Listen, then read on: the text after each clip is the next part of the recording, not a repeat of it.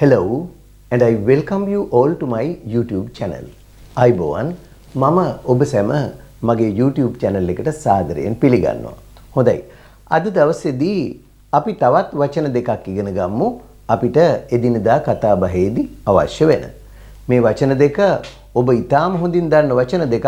නමුත් අපි සමහර තැන්වලදී මේ වචන භාවිත කරද්දී වරද්දන නිසා අද ඉගෙන ගමු වරද්දන්න නැතුව මේ වචන දෙක කොහොමද භාවිත කරන්න කියලා.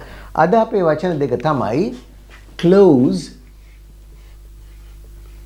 සහ shut කියන වචන දෙක. close සහ shut කියන වචන දෙක. Welcome to Jayatissa Athaudahetti YouTube channel. close කියන්නේත් වහනවට. shut කියන්නේත් වහනවට. හැබැයි මේ දෙක ඇත්තටම එක සමානයි. ඒ සමාන වුණාට සමහර අවස්ථා තියෙනවා මේ දෙකේ පොඩි වෙනස්කම් තියෙන. අද දවසේදී අපි ඉගෙන ගමු මොනවද shut සහ close කියන දෙකේ වෙනස්කම් කියලා. හැබැයි සාමාන්‍ය විදිහට ගත්තොත් අපි මේ දෙකම පාවිච්චි කරන්න පුළුවන්. දැන් අපි කියනවා දැන් ඔබ යනවා දන්ත වෛද්‍යවරයෙක් ගාවට. ගියාම දන්ත වෛද්‍යවරයා ඔබට කියනවා ඔයාගේ කට අරින්න කියලා. ඒතර අපි කියනවා open your mouth. මොකක්ද කියන්නේ? එතෙන්දී අපි කියනවා open your mouth. එහෙම කියලා ආයෙ කියනවා මෙහෙම and close your eyes. දැන් බලන්න මේ වචනේ. දැන් අපි අද ඉගෙන ගන්න වචනය තමයි මෙන්න මේ close කියන වචනේ. Open your mouth and close your eyes. ඔයාගේ කට අරින්න close your eyes S දෙක වහන්න. ඉතින් මෙතෙන්දී ඕනනම් shut your eyes කියන්නත් පුළුවන්. ඉතින් හැබැයි ගොඩක් ලස්සනයි close your eyes කියන එක. හරි?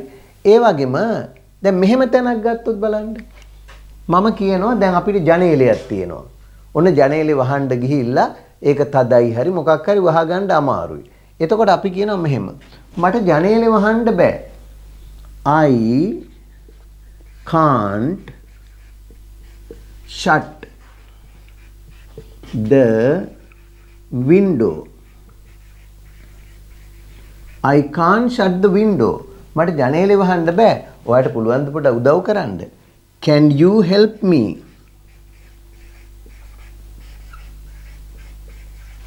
බලන්න. I can't shut the window. මට ජනේලේ වහන්න බෑ. Can you help me? ඔයාට පුළුවන් ද උදව් කරන්න? Can you help me? ඔයාට පුළුවන් ද මට උදව් කරන්න? I can't shut the window. එතකොට close කියන්නේත් shut කියන්නේත් වහනවට. මේ දෙකම එක වගේ යොදා ගන්න පුළුවන්. shut your eyes, shut your mouth කියන්නත් පුළුවන්. ඉතින් ඔබට කැමති එකක් පාවිච්චි කරන්න වැඩි නිකන් සුදුසුයි කියලා කියවෙන විදිහේ එකක් භාවිත කරන්න. මේක කිසිම ප්‍රශ්නයක් නැහැ. I can't close the window කියන්නත් පුළුවන්. හැබැයි ඒ වුණාට සමහර දැන් අවස්ථා තියෙනවා එහෙම බැරි. අපි එතෙන්ට එමු. දැන් මේ අවස්ථාව මතක තියාගන්න. ඒ වගේම දැන් අපි මෙහෙම ගත්තොත් මේ ක්‍රියාපදයේ තියෙනවනේ past participle ස්වරූපය. දැන් ඔබ දන්නවා close present tense එක වහනවා. වැහුවා කියන්නේ closed CLOSED. වහලා කියන්නේ CLOSED closed. ස්වරූප තුන present tense, past tense, past participle. ඒ වගේ shut කියන එක ගත්තොත් ඒක irregular verb එකක් නිසා වහනවට shut, වැහුවා කියන්නේ shut, වහලා කියන්නේ shut කියලා ගන්න. හැබැයි මෙතෙන්දී මෙහෙම දෙයක් තියෙනවා. මේ closed කියන එකයි shut කියන එකයි ඔබ දන්නවනේ past participle ස්වරූපයක් ක්‍රියාවක විශේෂණ පද විදිහට යොදා ගන්නවා කියලා. එතකොට මේ විශේෂණ පද විදිහට යොදනවා මෙන්න මෙහෙම. මේ බලන්න. දැන් අපි ඔන්න දැන් කරන්න යන්නේ මේ close කියන එකේ past participle ස්වරූපේ closed. shut කියන එකේ past participle ස්වරූපේ shut. මේක අපි පාවිච්චි කරනවා විශේෂණ පද විදිහට මේ විදිහට. මේ බලන්න. The bank is closed. The bank is closed today. අද බැංකුව වහලා. එතන මේතන අරන් තියෙන්නේ විශේෂණ පදයේ ලෙස. කියන්නේ past participle එක. The bank is closed today. අද බැංකුව වහලා. එතකොට අපි ඒ වගේම කිව්වොත් මෙහෙම දැන් තැන අපි කියනවා post office එක වහලා. එහෙම නැත්නම් සාප්පුව වහලා. එතකොට අපිට ඒකත් මෙහෙම කියන්න පුළුවන්. මේ බලන්න. The shop is shut. ඔය. එතන මෙතන අරන් තියෙන is කියන be verb එකත් එක්කලා මේ තියෙන විශේෂණ පදේ. The shop is shut. සාප්පුව වහලා. ඒක ගොඩක් අර informally කියද්දි කියන්න පුළුවන්. The bank is closed today. The shop is shut. හැබැයි මෙහෙම විශේෂණ පද විදිහට මේ ආකාරයට වාක්‍යවල යෙදුවට අපි සාමාන්‍යයෙන් විශේෂණ පද යොදන්නේ නාම පදයකට මුලින්නේ. ඔබ දන්නවා ඕනම ක්‍රියාපදයක past participle ස්වරූපය විශේෂණ පදයක් විදිහට යොදනවා. අපි ගත්තොත් break කඩනවා, broke කැඩුවා, broken කඩලා. එහෙම නැත්නම් කැඩුණු. අපිට කියන්න පුළුවන් broken chair. හරි? close වහනවා, closed වැහුවා, closed වහපු. එහෙනම් වහපු දොර closed door කියලා කියන්න පුළුවන්. හැබැයි අන්න ඒ වගේ මේ shut කියන එක එහෙම යොදන්න බෑ. මම ඒකයි මෙතන ඔබට පැහැදිලි කරලා යන්නේ. මෙතන මෙහෙම කිව්වට ඔන්න බලන්න අපි උදාහරණයක් අරගෙන බලමු. අපි මේ close කියන ක්‍රියාපදයේ past participle එක විශේෂණ පදයක් විදිහට ගද්දි මේ close කියන ක්‍රියාපදයේ තියෙනවනේ.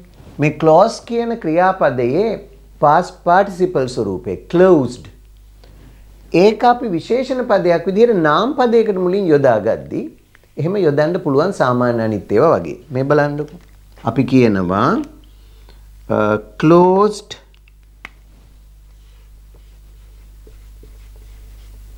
a closed door. වහපු දොරක්. a closed door. වහපු දොරක්. ඒතකොට මේ තියෙන විශේෂණ පදය මේ විශේෂණ පදයේ විදිහට door කියන එකට මුලින් දාන්න පුළුවන් close එකේ past participle ස්වරූපය. නමුත් දැන් මේක හරියටම හරි. හැබැයි මේ විදිහට දාන්න බෑ. shut door. මෙන්න මේ විදිහට වහපු දොරක් කියන්න shut door කියන්න බෑ, වැරදි. අන්න දැන් close shut කියන දෙක එක සමාන අර්ථ දුන්නට හොඳින් මතක තියාගන්න මේක විශේෂණ පදයක් විදිහට නාම පදයකට මුලින් යොදද්දී closed යොදන්න පුළුවන්. හැබැයි ඒ විදිහට shut යොදන්න බෑ. මේ බලන්න තව එකක්. අපි කියනවා වැසුණු ඇස්. closed eyes. වැසුණු ඇස්. මේ හරියටම හරි. බලන්න. වැසුණු ඇස්. නමුත් අපිට කියන්න බෑ shut eyes කියලා. shut eyes කියලා shut එක යොදන්න බෑ, ඒක වැරදි. එහෙමනම් closed eyes හරි, shut eyes කියලා කියන්න බෑ. shut එකයි close එකයි එක වගේ සමාන අර්ථ දුන්නට ඒ විදිහට කියන්න බෑ. හොඳයි. ඔන්න මම දැන් ඔබට මේ close කියන එක shut එක ගැන කතා කරද්දී තවත් අවස්ථාවක් කියලා දෙනවා. මෙන්න මේ අවස්ථාවේදීත් වහනවා කියන්නේ shut කියලා යොදා ගන්න බෑ. අපි සාමාන්‍යයෙන් යොදන්නේ close කියලා. මේ බලන්න. අපි කියනවා අපි පාර වහනවා. එහෙම නැත්නම් ඔවුන් පාර වහනවා. They own will close. They will close the road. They will close the road. ඒගොල්ල පාර වසාවි. මේක අනාගත කාලේ දක්වන්න මේ කොටස යොදා ගන්නවා will කියන එක. They will close the road for repairs.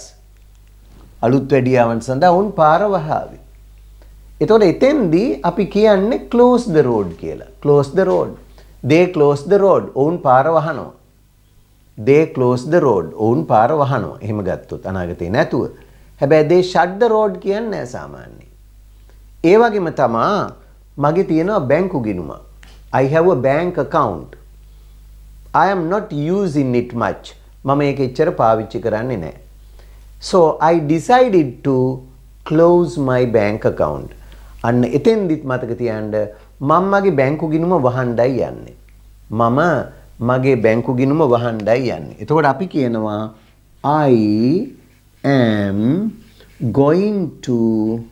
I'm going to close my bank account. I am going to close my bank account. I am going to close my bank account. මම මගේ බැංකු ගිණුම වහන්නයි යන්නේ. එතෙන්දිත් අපි කියන්නේ නැහැ I am going to shut my bank account කියලා කියන්න බෑ වහනවට shut කිව්වට. එහෙමනම් ඔන්න අද දවසේදී මම ඔබට ඉදිරිපත් කරේ close සහ shut කියන වචන දෙක භාවිත කරන අවස්ථා කීපයක්. ඒ වගේම මේ දෙක එක සමාන අර්ථ දුන්නට වහනවා කියන්නේ close shut කියන එක යෙදුවට පැහැදිලිව මතක තියාගන්න සමහර අවස්ථාවලදී shut කියන වචනේ භාවිත කරන්නේ නැහැ. මොනවද ඒ අවස්ථා? එකක් තමයි විශේෂණ පදයක් විදිහට shut කියන වචනය නාම පදයකට මුලින් යොදන්න බෑ. closed door කිව්වට shut door කියන්න බෑ. ඒ වගේම පාරක් වහනවා, බැංකු ගිණුමක් වහලා දානවා. I'm going to close the letter. ලියුමක් ලියලා ඉඳලා close the letter.